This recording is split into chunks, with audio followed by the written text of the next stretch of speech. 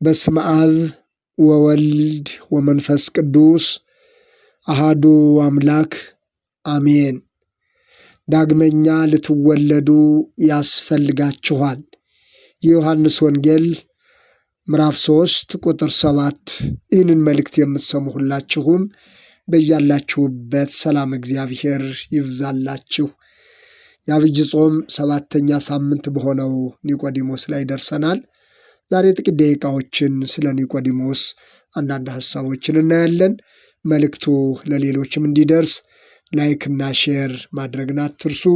ሰብስክራይብ ያላደረጋችሁም ሰብስክራይብ እንድታደርጉ በአክብሮት አሳስባለሁኝ። ዳግመኛ ልትወለዱ ያስፈልጋችኋል የትምህርታችን ርዕስ ነው። እንግዲህ ኒቆዲሞስ ማለት ከፈሪሳውያን ወገን የሆነ የሕግ መምህር የሆነ የአይሁድ አለቃ የሆነ ትልቅ ሰው ነው። ስለዚህ መድኃኒታችን ኢየሱስ ክርስቶስን ፍለጋ ከክርስቶስ ዘንድ ማወቅና መማር የሚፈልገውን ነገር ለመጠየቅ ወደ ክርስቶስ እንደመጣ የዮሐንስ ወንጌል ምዕራፍ 3 ከቁጥር 1 ጀምሮ የዕለቱ ቅዱስ ወንጌል ያስረዳል። እንግዲህ ሰው ከፈሪሳውያን ወገን ነው።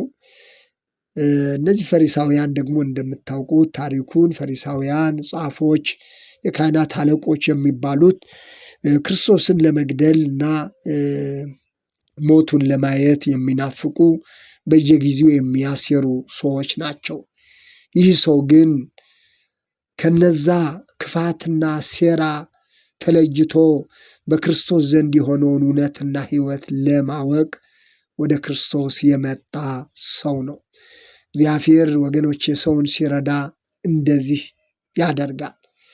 በዓለም ካለው ክፋት፣ በዓለም ካለው አመፅ ለይቶ ለራሱ ክብር ይጠራል። እንዲህ አይነቱን ጸጋ ያላገኙ ሁሉ ያገኙ ዘንድ የእግዚአብሔር ቅዱስ ፈቃዱ ይሁንልን። የዮሐንስ ወንጌል ምዕራፍ 3 ከቁጥር 1 ጀምሮ እንደዚህ ይላል። ከፈሪሳውያንም ወገን የአይሁድ አለቃ የሆነ ኒቆዲሞስ የሚባል አንድ ሰው ነበረ። እርሱም በሌሊት ወደ ኢየሱስ መጥቶ መምህር ሆይ እግዚአብሔር ከእርሱ ጋር ከሆነ በቀር አንተ የምታደርጋቸውን እነዚህን ምልክቶች ሊያደርግ የሚችል የለምና መምህር ሆነ ከእግዚአብሔር ዘንድ እንደመጣ እናውቃለን አለው። ኢየሱስም መልሶ እውነት እውነት እልሃለሁ ሰው ዳግመኛ ካልተወለደ በቀር የእግዚአብሔርን መንግሥት ሊያይ አይችልም አለው። ኒቆዲሞስም ከሸመገለ በኋላ እንዴት ሊወለድ ይችላል? ሁለተኛ ወደ እናቱ ማኅፀን ገብቶ ይወለድ ዘንድ ይችላልን? አለው። ኢየሱስም መለሰ እንዲህ ሲል እውነት እውነት እልሃለሁ ሰው ከውሃና ከመንፈስ ካልተወለደ በቀር ወደ እግዚአብሔር መንግሥት ሊገባ አይችልም። ከሥጋ የተወለደ ሥጋ ነው፣ ከመንፈስም የተወለደ መንፈስ ነው። ዳግመኛ ልትወለዱ ያስፈልጋችኋል ስላልሁ አታድንቅ። ነፋስ ወደሚወደው ይነፍሳል፣ ድምፁንም ትሰማለህ፣ ነገር ግን ከወዴት እንደመጣ ወዴትም እንዲሄድ አታውቅም። ከመንፈስ የተወለደ ሁሉ እንዲሁ ነው። ኒቆዲሞስም መልሶ ይህ እንዴት ሊሆን ይችላል አለው። ኢየሱስም መልሶ እንዲህ አለው፣ አንተ የእስራኤል መምህር ስትሆን ይህን አታውቅምን? እውነት እውነት እልሃለሁ የምናውቀውን እንናገራለን፣ ያየነውንም እንመሰክራለን፣ ምስክራችንንም አትቀበሉትም። ስለ ምድራዊ ነገር በነገርኋችሁ ጊዜ ካላመናችሁ ስለ ሰማያዊ ነገር ብነግራችሁ እንዴት ታምናላችሁ? ከሰማይም ከወረደው በቀር ወደ ሰማይ የወጣ ማንም የለም፣ እርሱም በሰማይ የሚኖረው የሰው ልጅ ነው። ሙሴ በምድረ በዳ እባብን እንደሰቀለ እንዲሁ በእርሱ የሚያምን ሁሉ የዘላለም ሕይወት እንዲኖረው እንጂ እንዳይጠፋ የሰው ልጅ ይሰቀል ይገባዋል።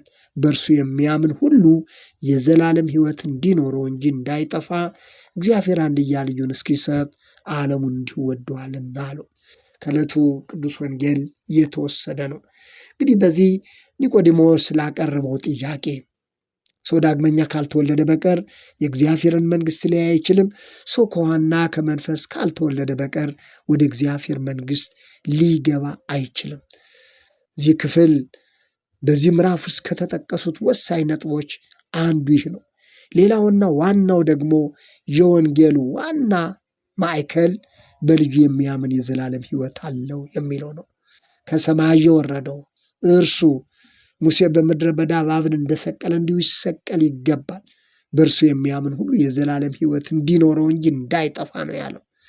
ስለዚህ ዳግመኛ መወለድ ከውሃና ከመንፈስ መወለድ የሚሉት ትልቁ መሰረት በተሰቀለው በኢየሱስ ክርስቶስ ማመን እንደሆነ የኒቆዲሞስን ሕይወትና ታሪክ ልዩ የሚያደርገውም ሌሎቹ ጓደኞቹ ፈሪሳውያኑ፣ ሰዱቃውያኑ፣ ጻፍ ፈሪሳውያን፣ የካህናት አለቆች ለመስቀል ጊዜ ከሚጠብቁት ከኢየሱስ ክርስቶስ ኅብረት ከነዛ ከሰቃዮቹ ከገዳዮቹ ኅብረት ተለይቶ ወደዚህ እውነትና ሕይወት መምጣቱ ነው።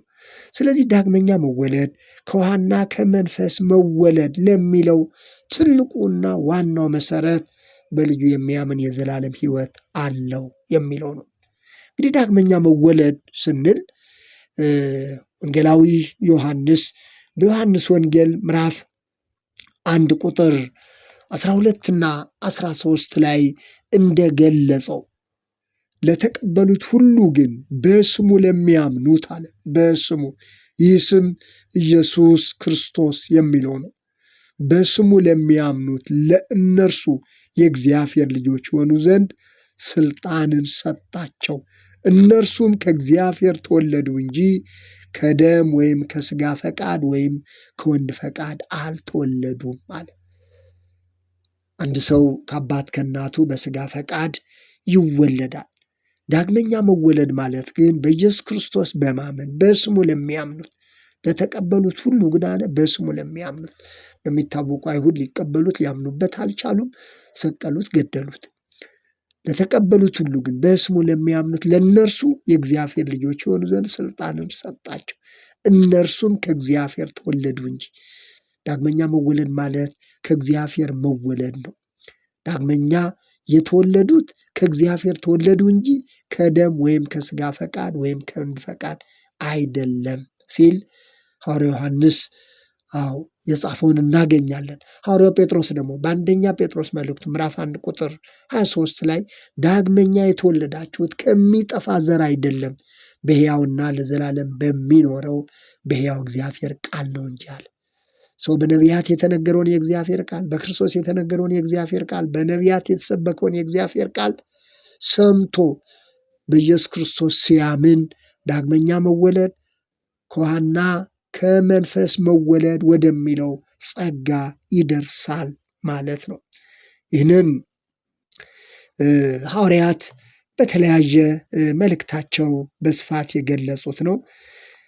ሐዋርያው ጳውሎስም ለቲቶ በጻፈው መልእክቱ ቲቶ ምዕራፍ 3 ቁጥር 5 ጀምሮ እንደዚህ አለ። እንደ ምሕረቱ መጠን ለአዲስ ልደት በሚሆነው መታጠብና በመንፈስ ቅዱስ በመታደስ አዳነን እንጂ እኛ ስላደረግነው በጽድቅም ስለነበረው ሥራ አይደለም። ያን መንፈስም በጸጋው ጸድቀን በዘላለም ሕይወት ተስፋ ወራሾች እንድንሆን በመድኃኒታችን በኢየሱስ ክርስቶስ በእኛ ላይ አትርፎ አፈሰሰው፣ ቃሉ የታመነ ነው በማለት በተሰበከው ቃል አምነው በኢየሱስ ክርስቶስ የሆነውን መዳን አምኖ የተቀበሉት ሁሉ ዳግመኛ መወለድ ማለት ተያያዥ የሆነ ሐሳብ ያላቸው የቃሉን ምስጢር የመንፈስ ቅዱስን ምስጢር ራሱ ክርስቶስ እንደተናገረው በዮሐንስ ወንጌል ምዕራፍ 8 ቁጥር 38 ላይ በእኔ የሚያምን የሕይወት ውሃ ወንዝ ከሆዱ ይፈልቃል እንዳለው ከሆዱ ይፈልቃል። ስለ መንፈስ ቅዱስ ተናገረ ተብሎ እንደተጻፈው ሰው በክርስቶስ ሲያምን የመንፈስ ቅዱስን ጸጋ ያገኛል። የእግዚአብሔርን የልጅነት ጸጋ ያገኛል። ያዕቆብ በእውነት ቃል አስቦ ወለደናል። ስለዚህ ዳግመኛ መወለድ የመንፈስ ቅዱስን ጸጋ የምናገኝበት፣ የእግዚአብሔርን ልጅነት የምናገኝበት፣ የእግዚአብሔር ልጅ የምንሆንበት ውሃ እንግዲህ መታጠብን፣ መንጻትን፣ መንፈስ ቅዱስን የሚያመላክት ሲሆን ይልቁንም እነዚህ ሁሉ ተጠቃለው የተገለጹበት ዋናው ነገር ደግሞ በሞተውና በተነሳው በክርስቶስ በማመናችን የምናገኘው የእግዚአብሔር ልጅነትና የእግዚአብሔር ጸጋ ምን እንደሆነ የሚያስረዳ ነው። ሐዋርያው ጳውሎስ ይህንን በሮሜ መልእክቱ ምዕራፍ 6 ከቁጥር 2 ጀምሮ ዳግመኛ የተወለደ ሰው ምን አይነት ሕይወት እንዳለው ለኃጢአት ሞተን ለኃጢአት የሞትን እኛ ወደፊት እንዴት አድርገን በእርሱ እንኖራለን? በኃጢአት እንዴት እንኖራለን? ወይስ ከክርስቶስ ኢየሱስ ጋር አንድ እንሆን ዘንድ የተጠመቅን? እንግዲህ መጠመቅ ዳግመኛ የመወለድ አንዱ ምስጢር ሲሆን ከክርስቶስ ጋር የምንተባበርበት የሞቱና የትንሣኤው ተባባሪ መሆናችንን የገለጸበት ክፍል ነው። ስለዚህ ኢየሱስ ክርስቶስ ጋር አንድ እንሆን ዘንድ የተጠመቅን ሁላችን ከሞቱ ጋር አንድ እንሆን ዘንድ እንደተጠመቅን አታውቁምን? እንግዲህ ክርስቶስ በአብ ክብር ከሙታን እንደተነሳ እንዲሁ እንዲሁም እኛ በአዲስ ሕይወት እንድንመላለስ በአዲስ ሕይወት እንድንመላለስ ከሞቱ ጋር አንድ እንሆን ዘንድ በጥምቀት ከእርሱ ጋር ተቀበርን። ሞቱን በሚመስል ሞት ከእርሱ ጋር ከተባበርን ትንሣኤውን በሚመስል ትንሣኤ ደግሞ ከእርሱ ጋር እንተባበራለን። እንግዲህ ጥምቀት የሚባለው ዳግመኛ መወለድ ከመንፈስ ቅዱስ መወለድ የሚባለው ስለኛ በሞተውና በተነሳው በማመናችን አምነን በመጠመቃችን ከእርሱ ጋር ሰማያዊ ክብር ከእርሱ ጋር በአዲስ ሕይወት በመመላለስ የምንኖርበት ጸጋ መሆኑ ነው። በአዲስ ሕይወት እንድንመላለስ ነው የሚለው። በአዲስ ሕይወት እንድንመላለስ። ስለዚህ ዳግመኛ መወለድ ከውሃና ከመንፈስ መወለድ እነዚህ ትልቁ የክርስትና ሕይወት ግብ የሆነውን የእግዚአብሔርን መንግሥት የምናይበት ወደ እግዚአብሔር መንግሥት የምንገባበት መሆኑን በዕለቱ ቅዱስ ወንጌል ውስጥ በግልጽ የተቀመጠ ቃል ነው። ስለዚህ አንድ ሰው በክርስቶስ ሲያምን የእግዚአብሔርን ልጅነት ያገኛል። በክርስቶስ ሲያምን የመንፈስ ቅዱስን ጸጋ ያገኛል። በክርስቶስ ሲያምን ዳግመኛ የተወለደ በአዲስ ሕይወት በአዲስ መንፈሳዊ ምልልስ የሚመላለስ ይሆናል ማለት ነው። አዲስ አስተሳሰብ፣ አዲስ መንፈሳዊ ኑሮ፣ አዲስ ሕይወት በእኛ ውስጥ ይገለጣል። በዓለም ካሉ ሰዎች ውስጥ የማይታይ ሕይወት ማለት ነው። ይህንን ነው ዛሬ እኔና እናንተም ልናስተውለው የሚገባው ነገር። ዳግመኛ ከተወለድን በእኛ ውስጥ እግዚአብሔር መንፈስ ቅዱስ ያስቀመጠልንን እውነት ማወቅ እንድንችል የእግዚአብሔር ቃል ዛሬም ለእኔና ለእናንተ ለኒቆዲሞስ የተነገረው ለኒቆዲሞስ የተሰጠው ትምህርት ዛሬም ለእኔና ለእናንተ ዳግመኛ የመወለድና በአዲስ ሕይወት መመላለስ የሚገባን ይህ መሆኑን ያስረዳል።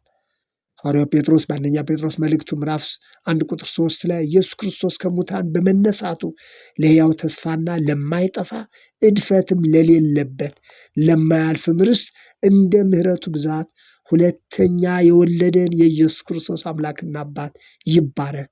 ይህም ርስት በመጨረሻው ዘመን ይገለጥ ዘንድ ለተዘጋጀ መዳን በእምነት በእግዚአብሔር ኃይል ለተጠበቃችሁ ለእናንተ በሰማይ ቀርቶላችኋል ይላል። ስለዚህ ሰማያዊ አስተሳሰብ፣ መንፈሳዊ አስተሳሰብ፣ ሰማያዊ አመለካከት፣ መንፈሳዊ አመለካከት፣ መንፈሳዊ ምልልስ እንዲኖረን የእግዚአብሔር ቃል ይህንን ያስተምረናል። ዳግመኛ መወለድ ማለት ይህ ነው። ሁለተኛውን ክፍል በቀጣዩ እየላችሁ እመለሳለሁ። ስለነበረን ጊዜ እግዚአብሔር ስም የተመሰገነ ይሁን።